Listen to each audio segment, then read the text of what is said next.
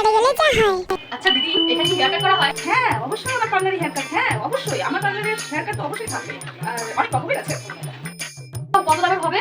হ্যাঁ 70 টাকায় পেয়ে যাবে আমার কাছে সুন্দর সুন্দর হেয়ার কাট। তাই বুঝি? চলো আমাকে এখনই করে দাও। আসো তাড়াতাড়ি আসো, আমি রেডি আছি তোমাকে। ও মাই গড, 70 টাকা হেয়ার কাট এখনো পাওয়া যায়? আমি কত লাকি ভাই। আমাকে আবার হেয়ার স্পা করে দিচ্ছে, কত সুন্দর করে ম্যাসাজ করে দিচ্ছে। আরে টানাটানি করছে কেন ভাই?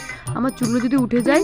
আরে 70 টাকায় করছে তাই, যদি ওরকম হতো তাহলে আমি জীবনও করতাম না এখানে। দেখো আমার চুলগুলোকে নিয়ে আবার কি করছে, মনে হচ্ছে সার্কাস চলছে আমার চুলগুলো নিয়ে। তো এখন আমার চুলগুলো কাটবে, আমি যেটুকু বলেছি সেটুকু কাটবে তো। ওয়াও কি সুন্দর লাগছে আমার চুলগুলো, কম খরচে কি সুন্দর দেখো। তুমি তো বললে যে 70 টাকায় সবকিছু হয়ে যাবে। হ্যাঁ আমি তো বলেছি হেয়ার কাট 70 টাকা হবে, সবকিছু আমাকে দিয়ে দেবো 70 টাকায়। আমি তোমার হেয়ার কাটে শ্যাম্পু করেছি, তারপর ক্রিম লাগিয়েছি, হেয়ার কাট করলাম, চুল কেটে নিলাম, বড়ি করেছি, তো তারপর করলাম তোমার হেয়ার কাট, হেয়ার সিরাম দিলাম।